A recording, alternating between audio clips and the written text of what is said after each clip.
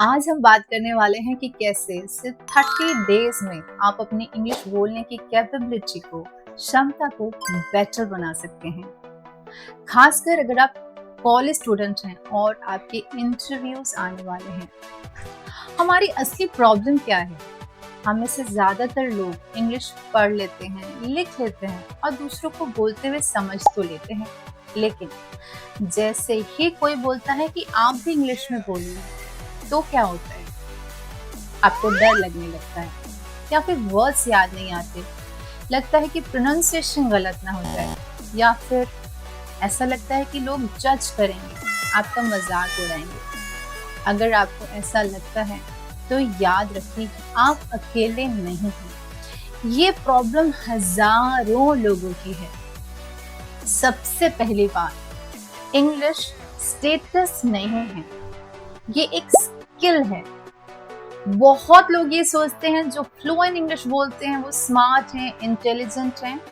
नहीं, इंग्लिश बस एक लैंग्वेज है, जैसे कि हिंदी, तमिल या पंजाबी। बट बहुत इम्पोर्टेंट स्किल तो है। बट हर एक स्किल को प्रैक्टिस से सीखा जा सकता है और इंग्लिश को भी सीखा जा सकता है। दूसरी बात ये कि गलतियां बहुत जरूरी हैं।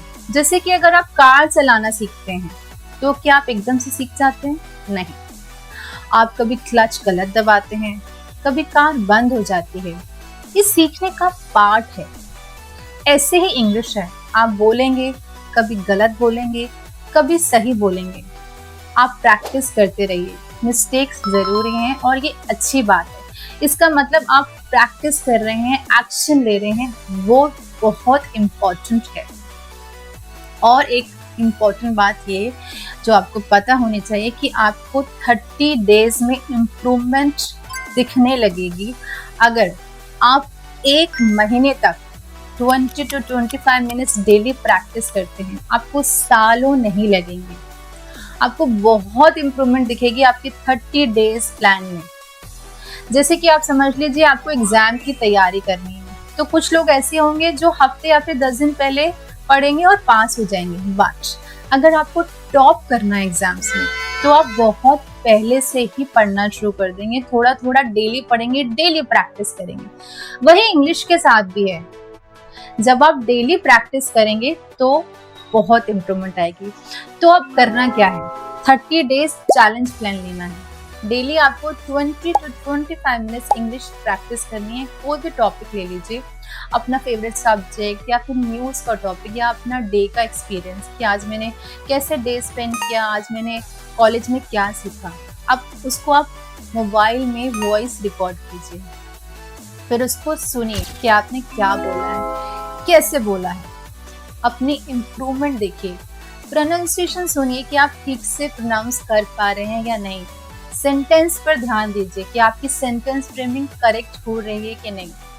अब ये सब करने के बाद आपको एक पेपर पर, एक शीट पर 1 to 30 तक नंबर लिखने हैं। आप जिस जिस दिन प्रैक्टिस करते रहे ना, उस पर उस दिन टिक लगाते जाइए। आपको खुद से मोटिवेशन मिलेगा जब आप अपनी वो शीट को डेली देखेंगे कि आप डेली प्रैक्टिस कर रहे हैं। आपकी इम्प्रूवमेंट होगी इंग्लिश में। और आसान वर्ड्स में स्टार्ट करने से इंग्लिश को कॉन्फिडेंस आपका मिलेगा। बहुत डिफिकल्ट वर्ड्स आपको स्टार्टिंग में लेने की कोई ज़रूरत नहीं। सिंपल सिंपल सेंटेंस बनाइए, आसान वर्ड्स बनाइए लीजिए, तब आपको कॉन्फिडेंस आने लगेगा।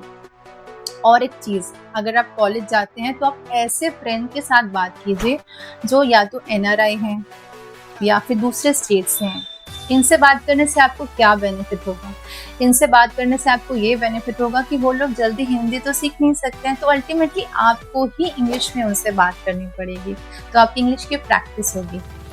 और उसके बाद घर पर आप मिरर के सामने 10 मिनट्स के लिए डेली प्रैक्टिस करें, इंग्लिश को बोलें। ज़्यादा डिफिकल्ट टॉपिक मत लीजिए, सिंपल टॉपिक ले लीजिए कि आपने डेली क्या किया, बस इतना ही बोलें मिरर के सामने खड़े होके। और जब आप खुद को बोलते हुए देखेंगे तो आप बहुत कॉन्फिडेंट फील करेंगे। उसके बाद अपनी वोकैबुलरी को इन्हांस करने के लिए न्यूज़पेपर पढ़िए। डिक्शनरी लेने की स्पेशली आपको कोई ज़रूरत नहीं पड़ेगी। जैसे जैसे आप पढ़ेंगे न्यूज़पेपर, आर्टिकल्स, तो आप नए नए वर्ड्स को सीखेंगे। और इन सब का रिजल्ट क्या होगा? इन सब का रिजल्ट हुआ कि आप 30 डेज चैलेंज फॉलो करते हैं तो इसके बाद आपका जो डर है वो धीरे धीरे खत्म हो जाएगा, आपकी सेंटेंस फ्रेमिंग करेक्ट होने लगेंगी और आपका इंटरव्यू में कॉन्फिडेंस डबल हो जाएगा। कितने सारे बेनिफिट्स हैं अगर आप ये 30 डेज चैलेंज फॉलो करते हैं इंग्लिश सीखने के लिए, इंग्लिश को परफेक्ट बनाने के लिए। तो देर किस बात की है, आज से ही शुरू करें। आज है डे 1। अगर इंग्लिश सीखने से रिलेटेड आपको कोई भी क्वेरी है तो आप कमेंट बॉक्स में हमें कमेंट करके ज़रूर बताएं, हम आपका रिप्लाई करेंगे। मिलते हैं नेक्स्ट वीडियो में। Keep learning and keep shining.